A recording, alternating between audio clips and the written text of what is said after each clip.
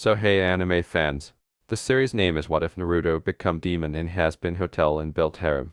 So let's start the series. The breeze carried the smell of new trees as I stood at the edge of the woodland, watching pride ring in the distance. The village was covered in shadows as the sun set, painting the buildings in shades of amber and gold. Long before I understood why I required the protection of a weapon, I developed the habit of feeling for the worn kunai at my waist with my fingertips. Even though this place was supposed to be our refuge and our new beginning, after 3 days it still seemed like hostile territory. You've been standing here for almost an hour, Ray said quietly but confidently from behind me. Just getting my bearings, I said without looking back. She asked, is that what we're calling brooding now? With a hint of teasing to see how I was feeling. When I didn't respond, my sister, who had always been good at reading my silences, walked to stand by me, making sure to maintain the distance I desired. The headmaster's assistant asked if we were settling in, she said, brushing a lock of black hair out of her face, but she was at a loss for words. That we're fine, was my first thought. Ray sighed and asked, are we, though? I turned just enough to see her profile, with the dark circles under her eyes and the sharp line of her jaw, and we looked alike in ways that went beyond blood. We had the same weariness, the same fear. We're alive, I finally said, which is more than most Kiri people can say. Keeping her gaze on the village below, she nodded. Her face softened as she saw children playing in a distant training field. They don't trust us yet, she said. They shouldn't. No matter how much she tried to hide it, my bluntness made her cringe. Kai. What? You want me to pretend we're here to make friends? What I want, she replied carefully, is for us to have a chance at something real. She gestured around the community, saying, look here, clean water, steady food, children who don't have to train with live weapons before they can write their names. I was chuckling. You sound like you want to stay, forever. I was surprised that she didn't say anything. You can't be serious, I said. With a defiance I rarely heard, she asked, why not? What's waiting for us after you do what you're planning? More running. More hiding. Justice, I said bluntly, retribution. And then what? She turned to me and questioned, you think killing the people responsible will bring our parents back? Our clan? No, I said, but they'll pay for what they did. Ray ran a hand through her hair, a nervous habit brought on by our mother.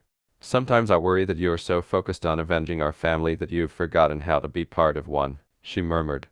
The phrase, someone has to remember, someone has to make it right, hurt more than I wanted to admit. I remember every day, she said gently, every single day, but I also remember what Mom used to say about carrying hatred. That was before they killed her for a bloodline she never even manifested. I continued, my voice becoming harder to control the anger my body was generating. Ray put a light touch on my arm, which supported me in the here and now. I know you're hurting, I am too, but we have a chance here, Kai, a chance to build something new. Don't throw that away for vengeance, she urged. She was right, but admitting it was like surrendering. I'll play their game, for now, I murmured while taking a deep breath. She relaxed her shoulders slightly. Her words were, that's all I'm asking. In addition, tomorrow is your first day at the academy, so you should try to. I know what I need to do, I said, interrupting her quieter than I intended to. Since we left Kiri, we had discussed this topic in different ways, with me resisting anything that looked to involve moving on and Ray urging me to resume a normal life. Between us, the silence descended, happy in its comfort. You still think about them, she added after a while without posing any queries. Behind my eyes flashed pictures of burning buildings, people floating in blood-darkened water, and our father's fingers reaching for mine before disappearing beneath the surface. Every day, I admitted. She answered, me too, but added, but we can't let vengeance consume us, Kai. That's not why we survived. She did this despite the fact that it wasn't cold that night. Then why did we? I asked, laughing hollowly. She paused before answering, then replied steadily, because someone had to bear witness. Someone had to make it right. Right. Nothing will ever make this right, the stern statement read. When she said, maybe not, but we can make sure it wasn't for nothing. By creating a false cover story, faking the documentation, and convincing Pride Ring to take in 2 orphans from a community that no longer existed, she had brought us here. She had been planning our survival while I was drowning in rage. I gave her a serious look at that moment. Despite being 3 years older than me, she carried decades of worry with her. I said, I'll try, which was as close to a commitment as I could get. She nodded once, understanding the importance of those seemingly unimportant words. She put her hand on my shoulder, squeezed it lightly, and then released it. The last of the light in the sky went out as we stood there, two survivors watching a hamlet that had no idea what we had brought with us. The morning rain persisted, as if intent on eradicating everything that didn't belong. Ray moved swiftly and accurately as she fumbled with my garments in our small apartment. "Your sash is crooked, and your hair looks like you were electrocuted," she added, rearranging the dark blue fabric. I claimed, "It's an academy for ninja training, not a formal ceremony," as I moved out of her line of sight. "Especially for us," she remarked as she smoothed my collar. "First impressions matter." The stress lines between her brows had deepened over the night. Our well-planned path to integration also included the start of her medical training at the hospital on this day. "Did you sleep at all?" I asked. She told me, enough. I was reading through some of the scrolls they gave us about Pridering's history, brushing off my concern. She was perfect for medical spirit art because she had always had an aptitude for controlling core energy. She would have attained fame as a healer in Kiri in a past life. On her desk, I noticed a medical text open with pages of her immaculate handwriting in the margins. "Find anything useful?"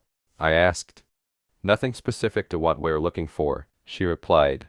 "But I heard the hospital has an extensive archive in the basement. If I can get access," I said. "You will," sounding more confident than I really was. "Just be careful." Something ignited in her eyes, maybe in reaction to my concern. "Same goes for you. Those academy students, they're not like us, Kai. They haven't seen what we've seen," she said. In spite of everything, she seemed sincere about wanting to work at the hospital. As she got ready for the day, I said, "I know," watching her. She moved with accuracy, yet with a hint of excitement. "The head medic specializes in core energy pathways," she stated in a somewhat informal manner.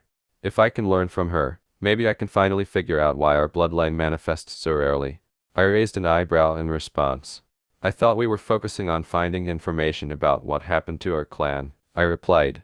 She said abruptly, "But, if we're going to rebuild someday, we need to understand why the Yurei bloodline faded, why it skipped so many generations," before putting her shoulders squarely. The unspoken truth that lingered between us was that her own core energy network did not exhibit any signs of our family's fabled talent, and I was the only one between us who might have the dormant gift. "We should focus on one thing at a time," I said carefully. Ray nodded, but I could see the resolution in her eyes. She had always been the planner, always thinking 3 steps ahead. She was already considering a future I couldn't even imagine, while I focused on justice for the past. "We can compare notes," Mom said, using the tattered red cloth strip, one of our father's old headbands, to pull her hair back. "Meet me by the hospital entrance after classes," she replied. As I nodded and ventured out into the storm, I could feel the weight of our mission bearing down on my shoulders. The academy building looked almost happy in the morning light, despite the rain. Kids clustered around the doorway, giggling and jostling with the naive confidence of people who had never witnessed actual peril. When I moved through the hallways, I kept my head down and did what I was told. Room 3B, Intermediate Training. The noise died down as soon as I stepped into the classroom. 20 or so faces looked to me with varying degrees of curiosity and suspicion, but I decided to ignore them all and find a vacant seat near the window from where I could look out at the door and the courtyard. "That's Shana's spot," a girl with pink hair told me, not accusingly but helpfully. I noticed a boy with dark glasses and a high-collared blazer standing nearby when I looked up. His collar and glasses obscured his face. I offered an even apology and said, "I'll move." "No need," Shino replied quietly, "because, logically, the teacher gains more from assigned seating than students do, and I can sit somewhere else." As he walked to another desk, a boy with red facial tattoos and wild brown hair leaned toward me, as shocked as I was by his reasonable remark. His teeth were unusually sharp in his smile. "I'm Kiba," he clarified. "New kid, huh? You picked a weird time to transfer in. We're starting combat training next week." I nodded in acknowledgement, but I remained silent. They would grow disinterested faster if I spoke to them less. Through the sliding door came a woman with short dark hair and a man with a scar over his nose. They were recognized as shinobi by their headbands. "Good morning, class." The man motioned for me to stand up and added, "Before we begin, I'd like to introduce a new student joining us today." He paused and glanced at a piece of paper before continuing. "This is Yurei Kai, who has transferred from the eastern provinces. Please make him feel welcome, he said. I stood for a long, aware of the scrutiny, and said, thank you for having me, feeling uncomfortable as I said the formal phrase. Where exactly are you from? Inquired a blonde woman in the front. I hesitantly answered, a small village. It's gone now, after noticing the instructor's instant focus. Iruka-sensei, the scarred instructor, cleared his throat, according to the board, so my tone must have warned them not to press any further. He shifted the emphasis by stating, today we're going to continue with core energy control. Kai, please come see me after class so we can evaluate your training progress. I was able to see my classmates and follow along with the session, which went smoothly. Their discipline and skill levels varied widely. Some showed remarkable control for their age, while others struggled with simple methods. I carefully managed my own skills, achieving a passable but unimpressive performance. I followed instructions and went to Iruka's desk 3 hours after class ended. The female instructor was still there, her sharp eyes evaluating me. I'm Suzume-sensei, she introduced herself. I specialize in Gen Spirit Art training. Iruka tells me you've had some previous instruction. Yes, I replied, without going into any detail. My sister and I trained together. And your sister is? Inquired Iruka. Yurei, she's starting at the hospital today, I replied. Our parents taught us before they passed. Neither teacher inquired further, which confirmed my suspicion that they already knew our background, or what Ray had told them about it. Iruka kindly responded, we'll start you with the basics to assess your level. Everyone learns at their own pace here, so there's no pressure. I nodded, grateful for the chance to appear competent without being outstanding. I wanted to draw as little attention as possible. After I quickly demonstrated my skills, they seemed satisfied, and I was dismissed with a schedule for the next week. The rain had ceased by the time I reached the hospital where Ray works. As I was approaching, she emerged from the building, her face creased with fatigue, her eyes brighter than I had seen them in months, and her fingers dirty with ink as she cradled a stack of medical scrolls to her breast. As we matched our steps, she asked, how was it? Underprepared, soft, manageable, they're trusting, I said after pausing. She gave me a warning look and added, remember why we're here. That's exactly the attitude that will get us noticed. Information, not confrontation, I dutifully recited. After glancing around, she said, exactly, I made progress. There's an archives section in the basement. I interrupted, pointing to 2 jonin who were passing by, saying, can we not do this right here? Right, she murmured, tightening her hold on her scrolls. Sorry. We walked in quiet till we reached a street with less people. Still, she said softly. There's an archive in the basement, she said, clan histories, medical records, everything we might. I interrupted impatiently, and you got access? She frowned at my tone. Not yet, the woman stated. I need higher clearance first, but I think, I muttered, so nothing useful yet, my dismay clear. Her eyes flashed as she continued, I've been there for 1 day, Kai, what did you expect? Sorry, go on, I said, shrugging. She looked at me for a while in a protective manner before saying, I impressed the head medic, that counts for something. There's this girl in the children's ward with a core energy disorder the medics couldn't figure out. I recognized it from Dad's scrolls, she said. I made myself say, that's good, as my mind instantly went back to the academy and the potential knowledge sources there. You're not even listening, she remarked before ceasing. This matters, Kai, these connections matter, she replied. I insisted, I'm listening, even though none of us was actually paying attention. You helped some sick kid, great, did you learn anything about Kiri? Not everything is about Kiri, she remarked quietly, and I immediately felt bad about the tone I had used. When I said, everything is about Kiri, until we know the truth, until we find who's responsible, she said, I understand, in a tired voice. But I can't just, she interrupted, moving the scrolls in her arms. The nurses were talking about us, she said. My shoulders tensed as I asked, what about us? They called us, the ghost siblings, she remarked with a sour smile. They said children from destroyed villages bring bad luck, she added. I understood the irony that Yurei, the name of our tribe, literally means ghost. Let them talk, I snapped back. It doesn't matter what they think. We need their trust, Kai, and acceptance, Ray responded, and maybe we need this place more than we want to admit. It matters if it keeps us from what we need, she responded. We both knew I disagreed, but we only needed their resources and their ignorance of our true objectives, not their support. Discovering the truth about the killing of our tribe, figuring out who was responsible, and then, as we returned to our small apartment on the edge of the village, I felt the usual weight of our mission weighing down. As Ray used to say, one step at a time, I stopped the thought before it could take shape.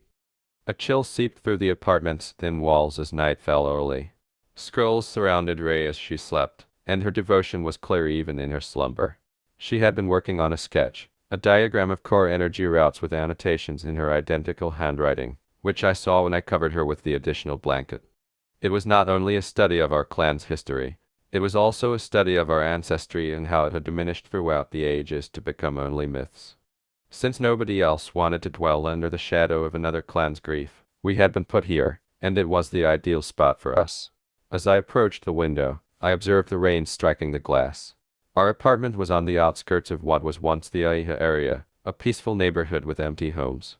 I buried my forehead against the cold pane, too tired to think clearly, while flashes kept coming in, the water turning red, our clan emblem burning, Mom's voice telling me to run. Something was churning within me, not the usual anger, but something icy. My eyes opened and I felt a weird feeling, like ice on the glass under my fingers, ice in my chest, and frost growing from my fingertips.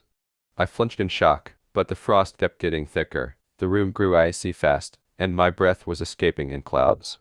Then, as if there were a place between spaces, I felt something behind it, just beyond the glass, not outside. As the blackness deepened and assumed shape, little blue lights flickered where a face should have been. It was not solid, but more of a shadow than a typical one. I was frozen and still because, despite the fact that I had never seen this monster before, I instinctively recognized it. I mumbled, "Kuriyami," as the name appeared out of nowhere. The blue lights flared and the shadow pulsed as I pronounced it. The glass in the window appeared to be melting, but it wasn't. A seemingly undetectable tendril of blackness stretched through the hard glass. It stopped just before it hit me. Even though the cold got worse, I didn't feel scared because it felt familiar. In my thoughts, my father's words, "The Yurei bloodline doesn't manifest like other Kekkei Jinkai. It chooses its vessel when the need is greatest," kept repeating. This wasn't just an odd event. It was our tribe's secret, the driving force behind our hunt. Kuriyami, the shadow creature that guards the barriers between realms. And I was selected. The last person to have this gift was my great-grandfather, and even he was not quite aware of it. My pulse was pounding if this was really the resuscitation of our ancestry. Then I saw why Kiri was so determined to find us, why they were afraid of the return of an uncontrollable force, and why they were hunting down the children in addition to the adults. Then it was gone. In a moment the cold melted, the frost started to melt, and the shadow moved away. But in the condensation, it left a sign that I recognized from the forbidden texts my father had shown me before our village was destroyed by fire. Our predecessors proudly donned the mark of the Phantom, or Yurei no Kokuin, before terror drove our powers underground. I gazed at it till it disappeared, slowly coming to understand that this was no accident and that the power for which our kin was killed was growing inside of me. Across the room, Ray mumbled something in her sleep, but she hadn't sensed it, so I had to decide whether to tell her or to draw her into the part of our family history that first led to the extinction of our family. Would knowing give her hope, or would it only make her fears worse? Would she interpret it as proof that we were right, or would she freak out that it would push me further closer to retaliation? Whatever had transpired, whatever force had just risen, I had to understand it, control it, and decide if it would help us or merely put us in more danger. My head was turned away from the window. Since Ray already had enough on her plate without ghost stories, I would keep it to myself for the time being. To be honest, I was afraid that she would take it as just another reason to worry about me, another sign that I was stuck in the past while she was trying to build a future. I went to my sleeping mat with my mind racing. Maybe we had a chance if the rumors were true and the Yurei no Kokuin power actually flowed in our family. Maybe instead of just thinking about getting even, I could actually do it. I eventually fell asleep, but my dreams were full of cold blue light and shadows that drew me further to something powerful, ancient, and terrifying, something I never thought I'd have, something I wasn't sure I was ready for. Sleep became an unattainable luxury as Kuriyama's presence lingered at the edges of my awareness, a constant pressure behind my eyes. I was already awake when the headmaster monument was painted gold by sunrise. I left a note that I would see her after classes, and she continued to breathe steadily as I slipped away. I changed quietly, being careful not to wake Ray. She had spent yet another late night at the hospital, and her determination was evident from the growing stack of medical books beside her futon. There was less salt and more pine in the early air in Pride Ring than Kiri had ever seen. She's still adjusting to it. I had come because I wanted time to think and remember our mission, and the academy grounds were empty at this early hour. Instead, I found that I wasn't by myself. A boy in an orange jumpsuit painted the back wall of the academy brightly while he laughed to himself. The gregarious figure who insisted on being headmaster despite lacking basic spirit art skills, Naruto Uzumaki. I turned to go when he saw me. The courtyard was filled with the sound of his voice. "Hey, you're the new kid. Wanna help? I'm adding some improvements to the boring old academy sign," he replied. I glanced at his art briefly, which consisted of crude drawings of professors with large faces. I glanced aside and said, "I'll pass," in response. He added, "You're Kai, right? From some village that got wiped out," before jumping down and landing with startling speed. "Aw, come on. Don't be such a stick in the mud like Octavia." With my hand instinctively moving for my kunai, I questioned, "What about it?" Something unintelligible passed across his face. "Nothing, just, that must have been rough, you know." I was astonished by the strange, honest comprehension in his voice, but not by the sympathy. Cries came from the academy door before I could respond. "Naruto, get back here. Gotta run. See ya in class, new kid," the blonde exclaimed, grinning and waving her hand. His disobedience had a curiously familiar quality to it, a frantic yearning for acknowledgement that I was all too familiar with, and I left feeling pensive. Our partners switched every 15 minutes as Iruka-sensei teamed us up for T-spirit art practice around mid-morning. In order to appear competent but unimpressive, I had deliberately kept my movements simple and telegraphed assaults just enough. "Next rotation," exclaimed Iruka. "Kai, you're with Kiba." With his small white puppy yipping with joy, the lad with the wild hair approached and grinned. He continued, lowering himself into a combat stance that demonstrated the brutality of his clan. "Akamaru and I won't go easy on you," he said. "I hope you're ready for a real match," he added. Keeping my actual training a secret, I nodded and assumed a standard defense stance. "Begin." As Kiba surged forward with unexpected speed, his clawed hands slashing in predictable patterns, I carefully matched my reaction time to what a typical pupil may manage. His attacks were powerful but unrefined, driven more by instinct than by strategy. "You're holding back," he said in between strikes, "but you're pretty good for a new kid." I narrowed my eyes but said nothing. He rushed again, but I dodged and did my usual academy reversal in return. Then his dog ran between my feet, and I had to answer truthfully. I swung around and blocked Kiba's next attack more accurately than I had intended, then swept his legs with a smoothness that showed years of expertise. Kiba hit the ground hard, her eyes wide with horror. He breathed, "Where'd you learn that move?" My thoughts were racing, so I volunteered to help him up. I remarked, "Lucky counter." "That wasn't luck," the quiet voice behind me replied. Shino stood nearby with his glasses shining in the light. "Why?" "Because your body position indicated practiced form, not improvisation," he replied. Before I could respond, Iruka-sensei announced the next rotation, so I rushed out and cursed at my carelessness. One slip would be enough. I was aware of the irony when I noticed Octavia Oiha, another clan survivor, watching me from the other side of the training yard with measured interest.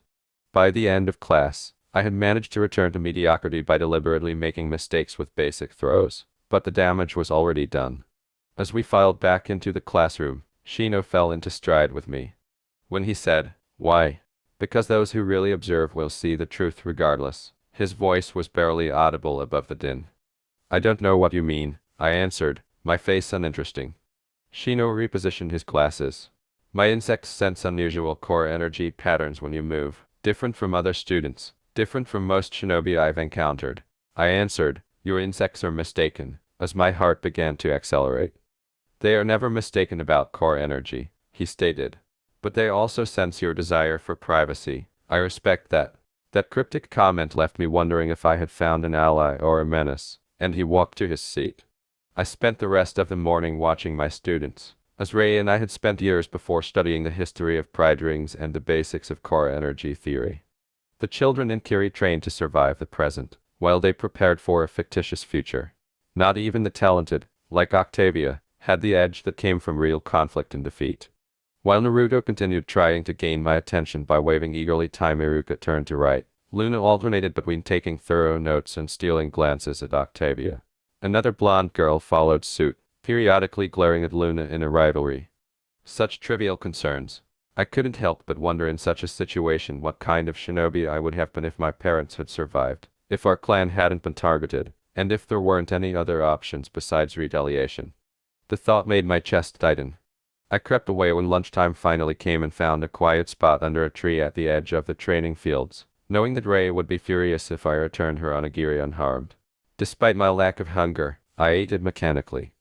Mind if I join you? Standing nearby, Shikamaru Nara appeared to find the question annoying. He sat down beside me and leaned back against the tree, letting out a sigh before he waited for my answer. Everyone's being so nosy about you, he said, opening his food, assuming you would appreciate someone who doesn't ask questions. I stared at him for a moment, then agreed, and we ate in good-natured silence. The clouds here are different from the eastern provinces, he said, looking above, less dense, move faster. He clearly realized our cover story was a fabrication, but it wasn't a question. I wouldn't know, I replied warily, adding, never paid much attention to clouds. Clouds tell you more than most people realize. Pressure systems, weather patterns, core energy disturbances on a large scale, Shikamaru stated, making a vague noise. My dad says you can even track massive spirit art aftermath through cloud formations, like village-destroying ones. The plastic of my water bottle crinkled audibly as I tightened my hold. At last, I said, it must be nice to have a father who teaches you such things. Sorry, that was insensitive, Shikamaru remarked, wincing slightly. I had expected a strategic retreat or further interrogation instead of an apology, so I was surprised by the genuine regret in his statement.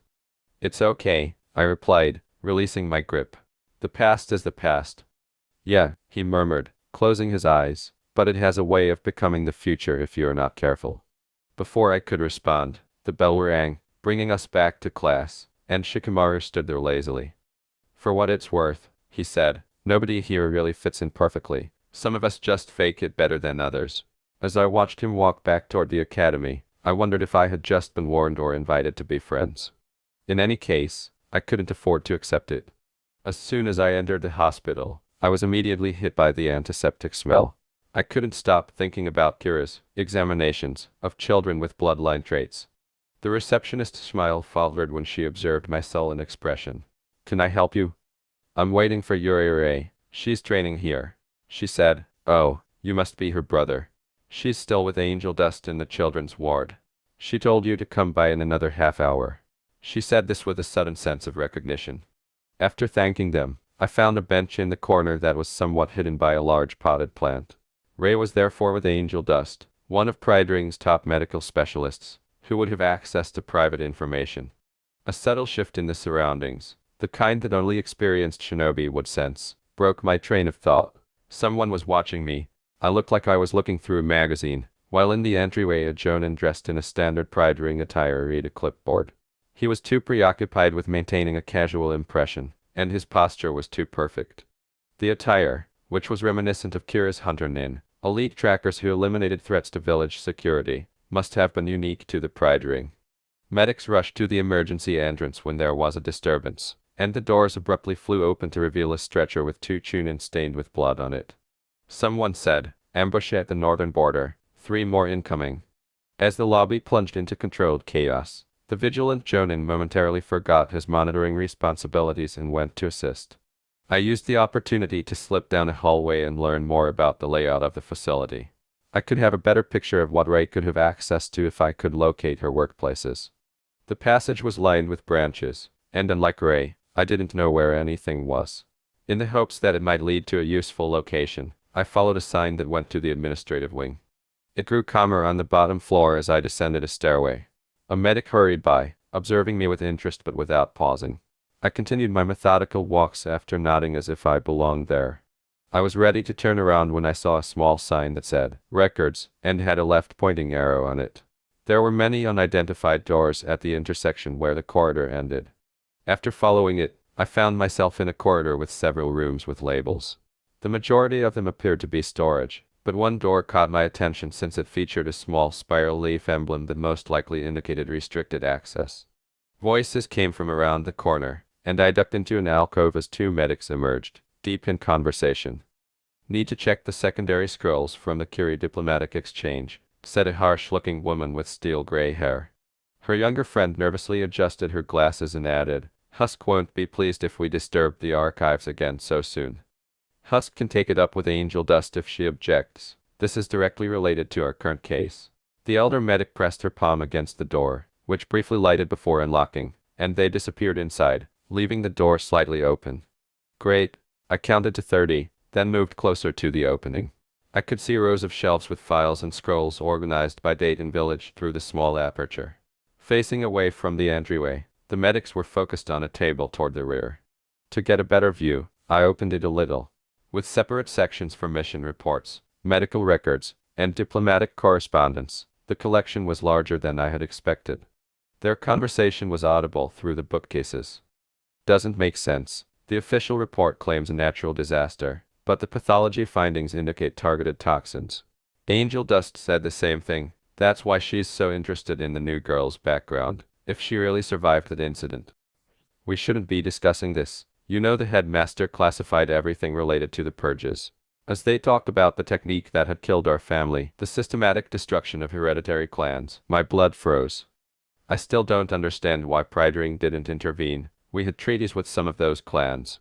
"Politics. The Third couldn't risk open conflict with Curie. Not after the last war. Besides, by the time we received confirmation, it was too late." I leaned forward to attempt to hear more when my foot hit a metal trash can. The faint sound could as well have been an explosion in the motionless chamber. "Someone's here." As I ran toward the door, eschewing tact in favor of speed, one of the medics behind me called for security. I eventually realized I was lost after reaching the corridor.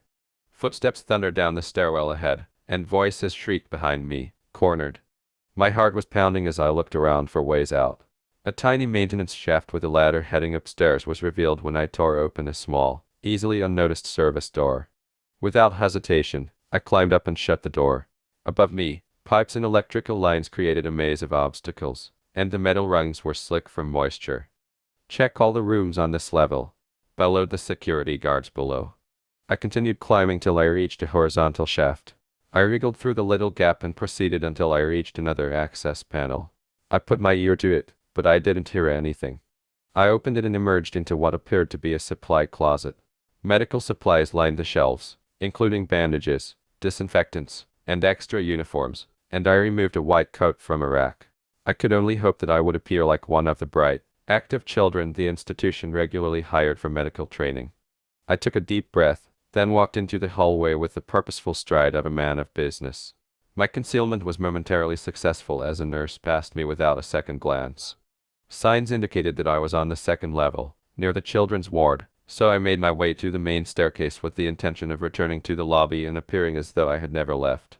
As I rounded a corner, I nearly encountered a security detail headed by a disguised agent. Not your typical Jonin, but someone in armor and a distinctive animal mask. "You there, stop." I spun around and started running in the opposite way. These weren't your normal security. I could hear the pursuit picking up speed, and they moved with the graceful grace of expert shinobi. I hurried through a door into a hospital ward, shocking a few visitors. I said, "Sorry," and pushed my way between the mattresses, making my way to the far exit. Wrong floor. The masked shinobi appeared at the entrance as I slipped through the other door. I ducked into a stairway, tore off the lab coat, and tossed it aside.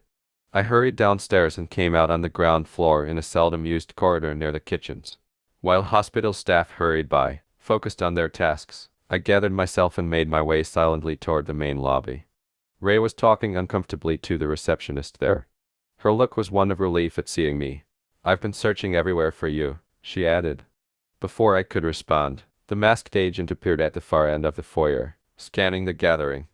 I muttered, "Let's go, I need some fresh air," and took her arm. As we walked to the exit, I could feel the operatives' gaze on us, but they didn't try to get close because Ray was with me. A predator compelled to delay its pursuit. It wasn't until we were a few blocks from the hospital that I finally let myself breathe normally. I felt the security alert. Everyone was talking about an intruder. Ray asked in a frightened tone. "What happened?" I muttered, not here, I'll explain later. The arrival of the masked operator confirmed my concerns. Pride had its own hunter-nin, and they were now watching us more closely than before. You should have seen Angel Dust's face when I identified the core energy disorder, Ray said, stirring curry on our small burner. She added that it's not something they see very often in Fire Country. As I glanced around our apartment for signs of trespassing, I nodded and only partially listened. There was no obvious disturbance, yet that mattered little to skilled shinobi. With genuine joy in her voice, Ray continued, her parents cried when Angel Dust told them. They've been seeking treatment for months.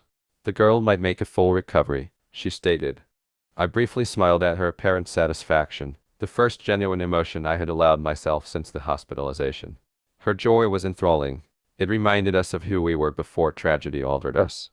When I said, that's impressive, you were really making a difference there, etc., I truly meant it. Ray looked up and replied, thank you, Kai, that actually means a lot, surprised by my sincerity. I returned to checking the trap seal on our window frame since I was uncomfortable with the moment of openness. It remained whole. Declaring, but something happened at the hospital. Ray clattered her spoon to the floor. She said, I can tell. What did you do? I responded to her frustrated expression. I overheard something. Medics talking about purges and Pride Ring's non-intervention. They have information about what happened to our clan. Ree's eyes widened as she continued. Where did you hear this? Please tell me you didn't do something reckless. I asserted. I was careful, even if the near miss suggested otherwise. But there's something else. We're being watched. A shinobi at the hospital, masked, like Kira's hunter-nin. Those are ANBU, Ray explained, her voice drifting off. Pride Ring's special operatives. They answer directly to the headmaster, she stated. Anbu, they're suspicious of us, or at least curious enough to assign surveillance, and other phrases were repeated, and I committed them to memory. As the excitement from earlier drained from her face, she sank into a chair and murmured, Are you sure? I grumbled, they're more subtle than Kira's hunters, but I saw one tracking us, and after what happened at the hospital. Sharply, she questioned, What did you do, Kai? What exactly happened? I hesitated before saying, I followed some medics. They were talking about our clan's massacre, and I tried to get a look at their records room. You broke into the hospital archives. Ree's voice rose in surprise. Kai, that's exactly the kind of reckless. I didn't break in, I said, I just observed, but they spotted me. As she massaged her temples, she remarked, and now ANBU is watching us. This complicates everything. I've been making progress with access to restricted medical texts under Angel Dust. If they revoke my privileges now, I answered, we need to look as unthreatening as possible. Continue building trust, especially you, with your position under Angel Dust. Ree's face changed to an unidentifiable expression as she asked, Is that all my work at the hospital is to you? A means to an end? Hearing the hurt in her voice, I hesitated. She stated, You know that's not what I meant. Don't I? She replied, her shoulders tight, returning to the stove. Sometimes I wonder if you remember that we're people, Kai, not just instruments of vengeance, she said. I briefly allowed myself to glimpse what she saw, a possible future that went beyond our desire for vengeance. Her actions were piercing with anger as I watched her stir the curry. She had shown genuine passion when talking about her patient earlier. It was a flashback to the sister I had previously remembered. I said softly, The girl you helped today, tell me more about her condition. You actually want to know? Ray asked, looking over her shoulder, much to her surprise.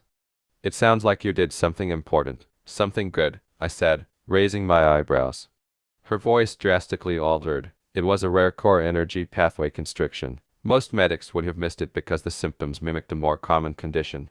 As she explained the technical details, her face glowed with genuine excitement. I could see how much she had grown during her training and how she had found a purpose beyond our shared suffering. It made me envious of her. After dinner, we cleaned up silently, and the distance between us widened every second. There was more weight to the silence than I could have said. Every night, as the sun dipped, the weight of Kurayama's presence grew heavier, like a shadow growing longer. Later, after Ray had fallen asleep, I remained at the window, watching the distant flickering village lights. I couldn't ignore it any longer. After stealthily packing my things, I slipped out the window and made my way to the abandoned training grounds outside the village. I moved from shadow to shadow, dodging the occasional patrol, enjoying the cool night air against my skin. The massive trees and twisting foliage of the Forest of Death, also called Training Ground 44, loomed ahead, perfect for what I needed to try. The gate was surrounded by warning signs, but resolute shinobi were unfazed. I found a small clearing far from prying eyes in the middle of the forest, where moonlight filtered through the canopy and made dappled patterns on the ground. The cold entity that had reawakened inside me was the Yurei no Kokuin, our genetic border that had lain dormant for thousands of years. I inhaled deeply, regained my composure, and grabbed for it. At first, nothing occurred, but as I focused on the shadows around me, I became aware of a subtle shift in my inner energy, like water suddenly flowing in a different path. In a flash, the temperature dropped, and I could see my breath. I said the name, Kuriyami, which is a call to recognition and action. The shadows deepened and gathered oddly against the tree trunks at the edge of the clearing. Then they began to move, distancing themselves from their sources and approaching me as black liquid.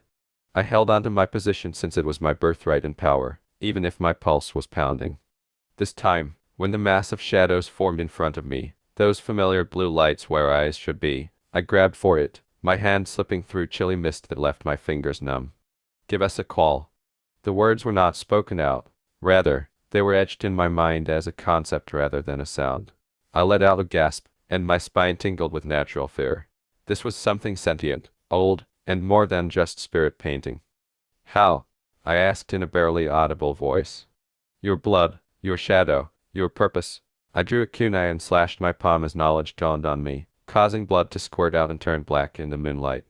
I let it land on my shadow, making the seal, the phantom's mark, which my father had shown me in ancient books. Kachios no spirit art, inu no cage, I muttered, channeling my inner might into the blood-stained darkness. My shadow twisted and stretched till it tore from beneath my feet. The outcome was immediate and horrifying. It was a sleek, four-legged body with a lupine head and eyes that blazed like cold stars as the darkness solidified and took shape. A living shadow wolf, its shape rippled in front of me, its strength barely contained. Asterisk master, the thought voice was astonished. Asterisk, it has been many generations since we were called by one of your bloodlines. What are you? I said, even though I knew already.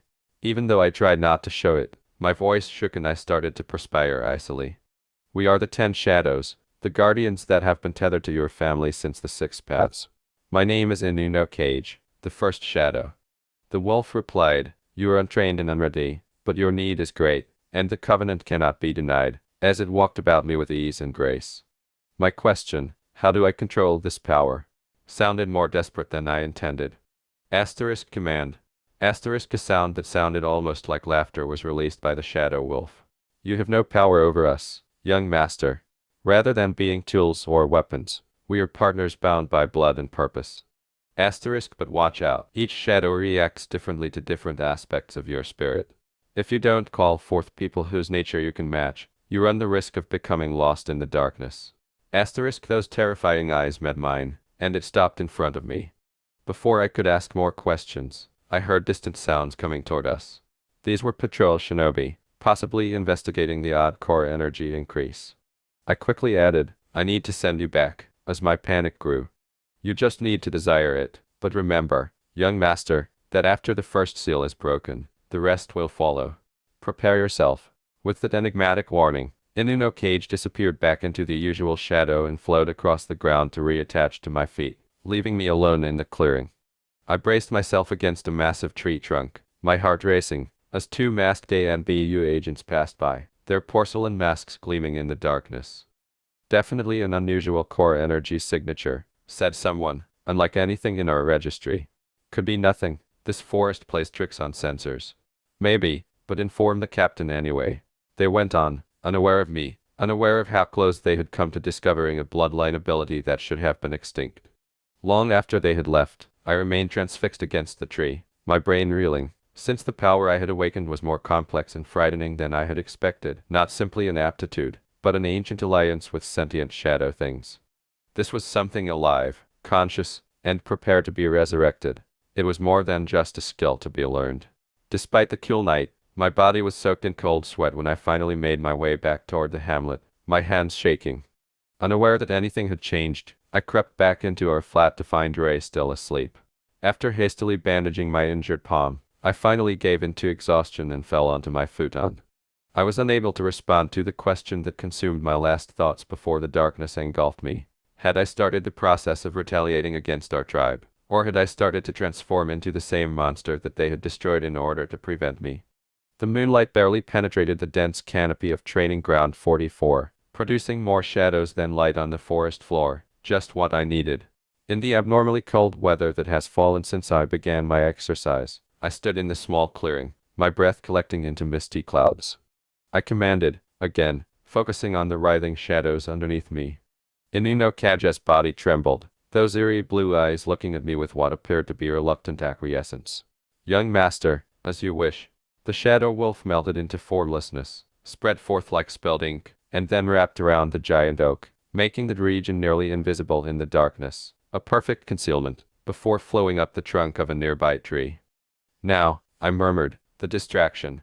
A portion of the shadow split off to form a vaguely animal-like creature that raced between trees, producing enough movement to draw the attention without revealing its nature, while the main shadow remained entirely still, demonstrating how it might fully hide someone or something from view.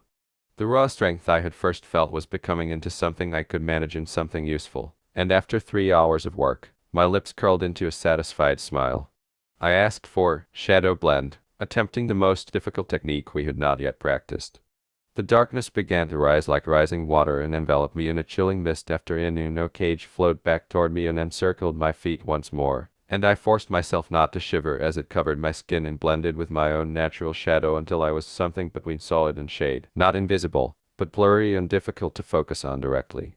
I felt a surge of satisfaction, perhaps even pride, at the thought of being able to practice going through Pride Ring completely unnoticed, free from the fear of ANBU surveillance and suspicious glances.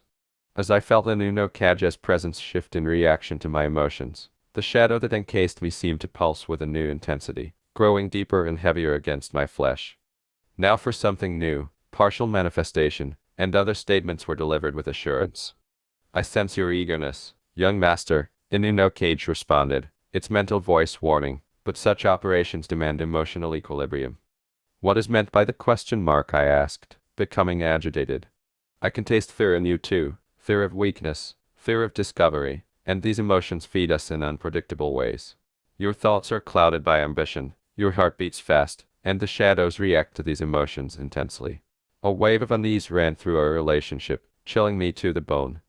The technique, I insisted, ignoring the warning, I would be able to make solid shadow extensions if I used partial manifestation, right? Shadows provide weapons, shields, and extra limbs. Because they reflect and intensify your deepest emotions, the shadows are still connected to your emotional state even when they take on physical shape by using your inner strength and will to manifest in the outside world. I yelled, just do it. I didn't ask for your assessment, as my frustration grew. The shadow seemed to darken, mirroring my attitude, and I felt a subtle shift in our relationship, as though my feelings were leaking into the blackness around my feet. Inuno Cage warned, its ethereal form briefly flashing with what seemed to be worry in its strange blue eyes. I can sense your heart hardening and your frustration growing, and the shadows will reflect this. I shouted, I'm perfectly stable, now do as I command, in a fiery anger. I could feel Inuno Kaja's hesitancy, a weight that seemed to be tugging at me, and the shadows at my feet swirled in patterns that reflected my internal battle in response to my growing emotion. As you like, but remember, you were forewarned, a sense of resignation sighing across our connection. To concentrate the shadow energy, I used core energy to create the hand signals my father had described in old clan records, and as I did so, I could feel the cold shadow creeping deeper into me, responding to my determination as well as the underlying fear and rage I was trying to suppress. Your ain't no spirit art, partial manifestation. As the shadows around my right arm grew thicker and hardened into a gauntlet of living darkness that promised enormous strength and extended my reach, power surged through me, furious and tempting. I mumbled, perfect, as I examined the shadow extension with fascination. I pointed the shadow arm toward a nearby boulder to see how strong it was, but as I moved, something inside me changed, a sudden, inexplicable anger that wasn't entirely mine, and the frustrations I had been suppressing about our exile, our precarious position, and my slow progress suddenly became magnified, feeding into the shadow extension. The shadow arm swung wildly at the nearest tree, splintering bark and wood with enormous force, rather than hitting the boulder. The pain surged through my real arm as if it had struck the tree directly, and I gasped and staggered backward as the shadow extension writhed and twisted at unthinkable angles, no longer following my commands. I shouted, trying to shatter the spirit art. What's going on? Waves of icy anguish shot through my body as the shadow cinched harder around my arm. I could hear the phrases, "You are not ready. Your emotions feed the shadow, and the shadow feeds your emotions. And, without balance, there is only chaos," echoing around me. The shadow extension reached out again, this time toward my own body, which I almost evaded and fell hard onto the forest floor as terror threatened to take over when I realized I was losing all control. "How can I put an end to it?" I inquired, fear taking the place of my assurance. "Observe how the shadow responds to your heart, find inner calm, and center yourself." It was easier said than done, but I pushed myself to kneel and close my eyes, despite my urge to continue watching the threat. I drew a shaky breath and focused inward, seeking the calm center I maintained throughout meditation. The wildly unexpected oscillations of the shadow extension subsided, and my heartbeat slowed down a little, but it was still pounding with dangerous energy. "Return," I whispered, visualizing the blackness rushing back like a receding flood. "Return to formlessness," I said. Nothing occurred for a terrifying moment, and then slowly the darkness began to recede, reluctantly making its way back down my arm, and as it did, pain erupted once again, suddenly and sharply, like claws tearing into my flesh. When I finally opened my eyes, I saw that the shadow had returned to its normal form and was sitting calmly before me, but my arm was slashed 3 times from wrist to elbow, dark blood dripping in the moonlight. "Your shadow is a reflection of your inner self, and if your heart is violent, so will your shadow. You did this to yourself." "I thought we were partners," I responded, tearing a strip off my shirt to bind the cut while feeling humiliated and angry. "You are young. Learning requires failure. You wanted supremacy without understanding. That is not partnership, that is attempted enslavement." The shadow wolf's eyes seemed to soften. "With everything on the line, I can't afford to fail," I said as I tightened the improvised bandage. "Then, you too cannot afford to be impatient." With these final words, Cage disappeared back into the ordinary shadow, leaving me alone with my pain and wounded pride. During the boring and uncomfortable drive back to our flat, the eastern sky was already dawning. I had barely an hour to unwind before academy sessions, and my arm ached under the blood-soaked bandage. Even worse than the physical discomfort was the knowledge that Cage was right. I had pushed too hard, too quickly, and out of desperation rather than wisdom, and that the shadow ability that appeared to be our clan's salvation could just as easily become my downfall if I couldn't first control my own emotions.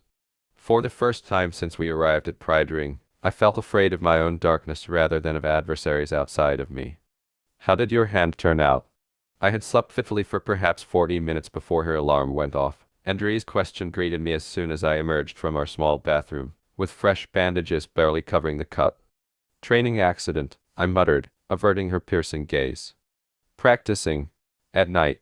By yourself?" Hose look like claw marks. Kai, was one of the most skeptic questions. I winced and shrugged, saying, "I'm fine, it's nothing serious," as the movement pulled at the wounds. She took my arm without waiting for my permission, said, "Let me see," and removed the bandage with practiced efficiency. Her eyes narrowed as she examined the wounds, observing, "These are deep, and there's something unusual about the core energy signature around them. This isn't a normal injury," she said. I said, "I'm fine," I said, retraction of my arm. "You're being reckless," she shot back, raising her voice a little before pausing and taking a deep breath as though to collect herself. She muttered, "Kai," reaching for her medicine pouch with trembling hands, "do you comprehend what's at stake? We are your only remaining family if something were to happen to you." Even after we had fled Kiri with only the clothes on our backs, Ray never cried, and I was shocked to see her eyes sparkle while her voice faltered.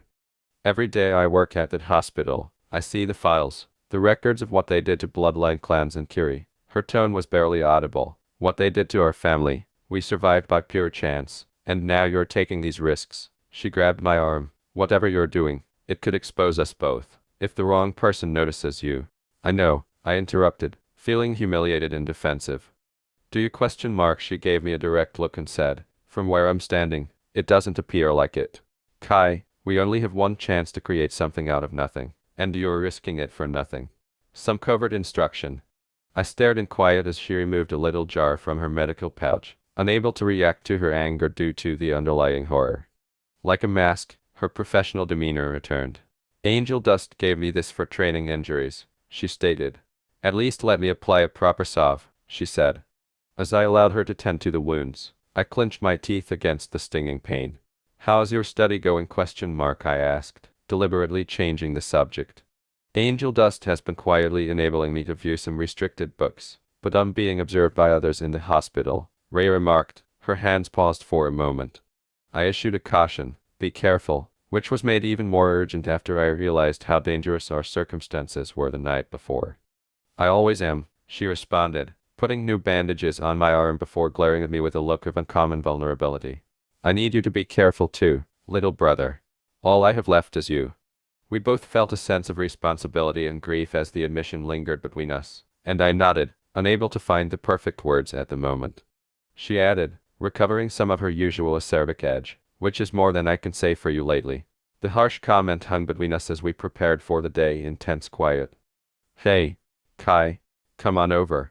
Naruto's voice echoed over the academy courtyard with his usual lack of control over volume, and he waved enthusiastically from a bench where he sat alongside Shikamaru and Charlie, the latter of whom was contentedly munching on chips despite the early hour. Social engagement was even less appealing than usual because of my weariness and hurt, so I considered ignoring him, but something in his genuinely nice demeanor made me reconsider. I groaned resignedly and turned to face their bench. As soon as he saw my wrapped arm, Naruto asked, "What happened to your hand?" I repeated what I had told Ray, training, with a brusque tone. Must have been some intense training, Shikamaru replied, his relaxed posture masking the sardonic expression in his eyes. Most academy students don't end up bandaged from regular practice, he said. I shrugged and said, I was practicing with kunai and got careless, trying to think of a reasonable response. Apparently taking my explanation without question, Naruto continued, I did that once. I almost cut off my entire finger, but it healed really quickly, so it's not a huge deal. Some people have all the luck, I observed, sincerely envious of their speedy recuperation. Anyway, Naruto stated, you ought to join us for Ichiraku ramen after class. The casual invitation surprised me because no one in Kiri had ever asked me to dinner with no ulterior motive. For a few seconds, I imagined what it would be like, sitting at a ramen counter, surrounded by harmless conversation, laughing about ordinary things, and the picture was so seductive that it almost made me pause. Something warm and strange stirring in my chest, the straightforward, real friendship being offered enticing in a way I hadn't expected. I finally said, I can't, I have to meet my sister, with more hesitation than I had intended.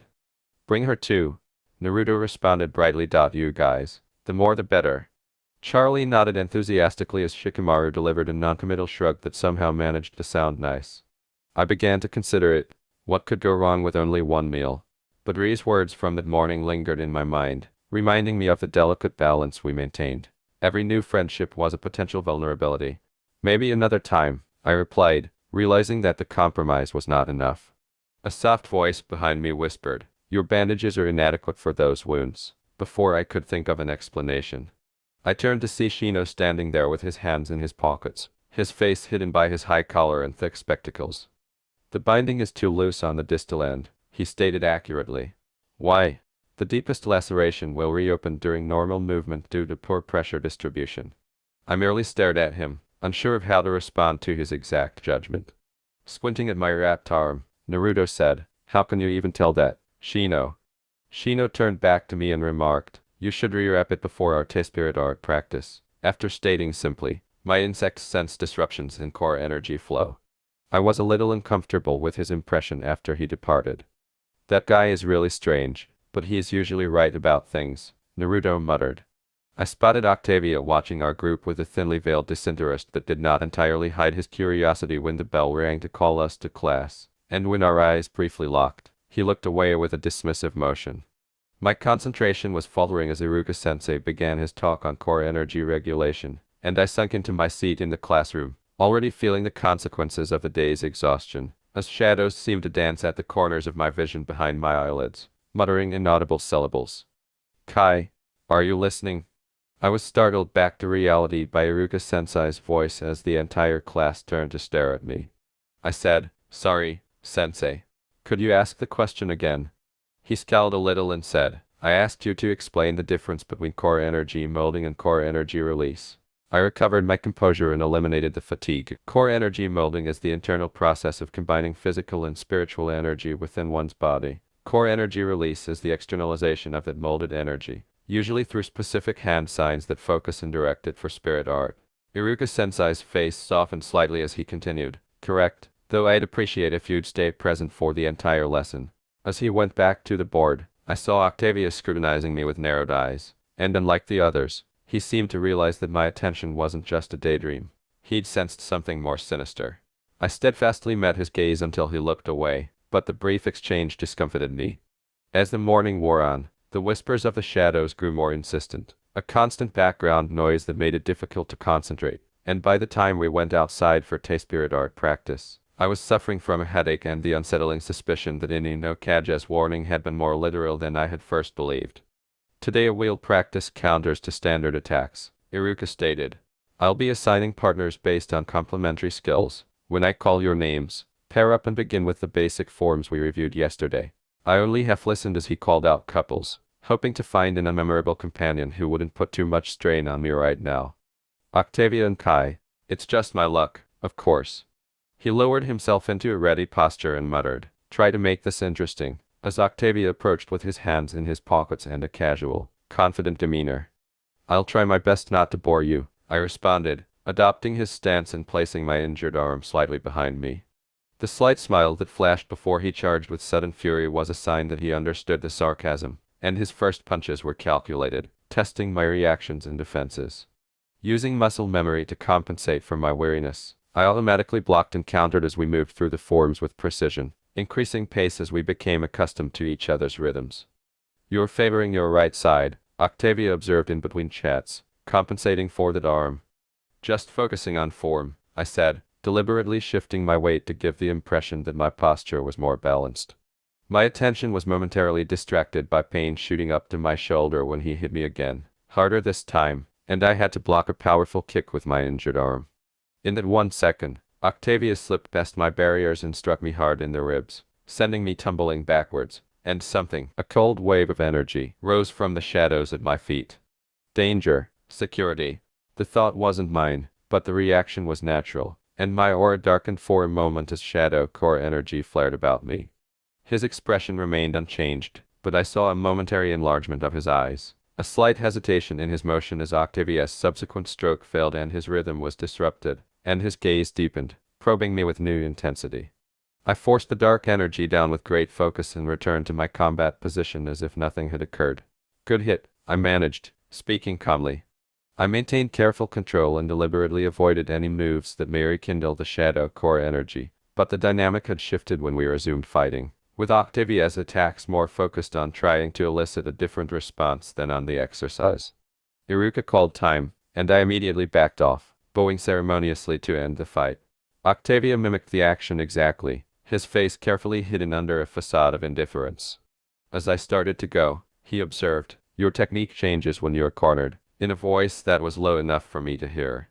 It was merely an observation, not a question or an accusation, and was delivered with the usual reserve. He went without saying anything more, but his unspoken curiosity still hung over us, and I stayed mute, which seemed to satisfy him. I walked toward the water barrels at the border of the training ground, and Shino fell into step with me. Be careful who notices, he cautioned, because your core energy changes when threatened.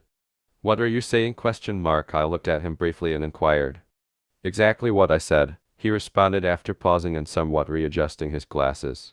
Not everyone who will show interest has benign intentions, he continued, adding that some of the hamlet's residents are specifically trained to identify peculiar core energy signatures. Before I could ask him any more questions, he gave me the unmistakable sensation that he knew a lot more than he was confessing. I spent the remainder of the day in a state of awareness and fatigue, and by the time classes ended, I was worn out and empty from the continual strain of suppressing the shadow energy. The journey to the hospital to visit Ray seemed to take longer than usual, requiring deliberate effort at every turn. The pain in my arm had lessened to a steady throb that occasionally flared up if I moved too quickly, so I found a shaded bench across from the hospital door and took it to wait. I closed my eyes for a little while, just to give them a break. 2 medical men were standing around the corner of the building, obviously engaged in a heated debate, and the sound of voices from the area brought me back to reality. A woman's voice was saying. Completely improper access levels for a trainee. You've granted her permission to access restricted archives after she's only been here a month. Husk, with all due respect, I make decisions about my students based on ability, not arbitrary timelines. Angel Dust, Ree's mentor, stated in the second voice, which was firm but controlled. Ray has demonstrated exceptional skills and judgment, Angel Dust remarked. What she's demonstrated is an unusual interest in classified information regarding Kirigekura's internal affairs, Husk stated, information totally unrelated to her medical training. She's researching core energy-based pathologies specific to certain bloodline traits, stated Angel Dust. Given her background, her interest is understandable and potentially valuable. Her background is precisely my concern. The headmaster has placed specific restrictions on intelligence regarding the Eastern Purges, Husk said, lowering her voice to the point where I had to struggle to hear her. There's a reason those files were sealed, she claimed. I'm well aware of the political sensitivities, replied Angel Dust kindly. I'm also aware that medical knowledge shouldn't be restricted based on political convenience. If you have specific concerns about Ray's conduct, I suggest you document them formally rather than ambushing me outside my department. Consider this a professional courtesy, Husk stated in a stern voice. Watch your protege carefully, Mizuki. Not everyone is as willing to overlook these irregularities. Footsteps marked Husk's departure, and as she turned the corner, her stern face set in disapproving lines. I carefully stepped out of sight. Shortly after the hospital doors had opened, Ray came out, talking for a long time with Angel Dust, a tall, elegant woman with gray hair in her black hair, and they paused at the top of the steps, talking until Ray nodded and left. As she descended the stairs, her gaze instantly landed on me, and her casual smile faltered, as if something in my expression indicated that I was aware of the argument. And she approached to ask, "How long have you been waiting?" "We need to talk," I whispered back. "Long enough." Our apartment felt smaller than usual, with the walls pressing in, and Ray and I circled one another figuratively, neither of us willing to be the first to confront the growing tension between us. Ray finally said, "You heard them arguing," while resting cross-legged on her futon. "It wasn't a question."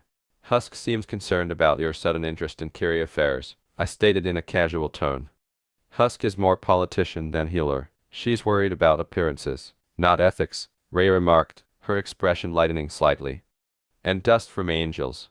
"She's been nothing but supportive," Ray replied, her voice softening with apparent regard. "She understands that my research could help prevent similar tragedies in the future," she added. "Is that really why you're looking into those files?" I asked, a little too sharply. To stop catastrophes in the future. "Yes, and to understand what happened to our clan. The two aren't mutually exclusive," Ray informed me, meeting my gaze. I paced the small room in desperation and exclaimed, "You're drawing attention, dangerous attention, between your research and my difficulties. We're becoming too visible." "What challenges? What had specifically happened to your arm last night?" she said. I hesitated before saying, "I've been training within Uno Cage, learning to control the shadow techniques, not sure if I should ask her opinion or save her any worry." And it's challenging. The shadow responds to emotions. When I pushed too hard, it lashed out, I remarked, touching my bandaged arm. "It's harder to control than I expected," I added. "You're still involved with it in some way, aren't you? That's why you were so preoccupied today. I queried, her expression shifting from one of concern to one of understanding. I hesitated to say, "It's like whispers just below hearing," and today during training with Octavia, when he caught me off guard, the shadow core energy responded defensively. He noticed the change. With terror in her eyes, Ray said, "That's dangerous, Kai. If the wrong people identify your abilities." As I fell into my own futon, exhausted, I muttered, "I know, but I couldn't stop myself right away. This power is our inheritance, possibly our only advantage." "How much does it cost? You're not sleeping, you're solitary, and now you're physically hurt by your own abilities," Ray asked softly. "More control. I just need more practice," I insisted. "No, what you need is help," Ray stated in a gentle yet firm voice. "We can't do this alone forever. Eventually, we'll have to trust someone. The last time our clan trusted outsiders, they were massacred," I grimly reminded her. "And if we never trust again, we'll destroy ourselves," she continued, gesturing to my arm. "Look at what's already happening," she added. The regularity should have been comforting, but tonight it just served to emphasize how precarious things had become. We sat in solemn silence until Ray arose to prepare our evening meal. The moon's long shadows on the rooftops reminded me of my forest failure, and later, when Ray had gone to sleep, I sat by the window and watched the stars emerge one by one above Pride Ring. The whispers had died down a little, but they were still there, a constant reminder of the power and danger coursing through my veins, and I thought about my classmates, each balancing their own burdens. Naruto, with his lonesome optimism, defiant in the face of the village's strange coldness toward him. Shino, with his quiet observations and unexpected insights, and even Octavia, consumed by a vengeance I understood all too well. Maybe Ray was right and utter isolation would be our downfall, but trust required vulnerability, and we couldn't afford it now, not until I realized how drastically I was changing. That notion prompted me to carefully use a little amount of core energy to call forth a sliver of shadow from the darkness gathered at my feet. I said, "Inu Cage, I need to talk to you." As the shadow swirled upward and coalesced into the familiar wolf shape, though smaller and less substantial than before, those disturbing blue eyes gave me what seemed to be approval. "You pick things up fast, young master. This quiet summoning shows growth." Ray was asleep nearby when I said, "I need to ask you something," and I added, "and I need an honest answer." The shadow wolf sat on its haunches and waited patiently. "Can I control this power without losing myself?" was the question that had been gnawing at me since the previous evening. Following a long quiet in which those spectral eyes examined me with ancient wisdom, Inu Cage finally remarked, "Master your heart, and you master us. The shadows within reflect your heart." I responded, "That's not really an answer. The only response that counts is that if your heart is black, we will make it darker. If it is light, we will give it depth and shade. Your clan's power does not corrupt. Rather, it illuminates what is already within you." What if both are present? As I gazed down at the peaceful village below, I thought. Inu Cage explained, "Therefore, you are at a crossroads, and every choice you make leads you farther down one route or another. Make a careful choice, young master, for the shadows remember all your paths. Be mindful that those who lose themselves in shadow never return in the same way, and some never return at all." The wolf's shape changed slightly, and its blue eyes brightened. My spine tingled as I said, "What do you mean?" "Due to their incapacity to remain balanced, your ancestors were no longer masters of the shadow but rather its instruments. Their bodies shifted, becoming less human with each appearance. Their emotions distorted until they could no longer distinguish between the shadow's hunger and their own desires." "That won't happen to me," I assured, despite the hesitancy in my voice. "Perhaps not." The shadow wolf examined me closely, but he knew the price of failure, young master. The shadows test one's worthiness while also bestowing power. The balance that all shadow wielders must maintain is that any time you call upon us, we call upon you in return. With its cryptic warning, the shadow disappeared back into the normal darkness, leaving me alone with thoughts that would keep me up long into the night. As I gazed at her calm figure across the room, Ray murmured, "We can't do this alone forever." She might have been right, but I had to learn to trust myself first, to see the darkness from within before it consumed me.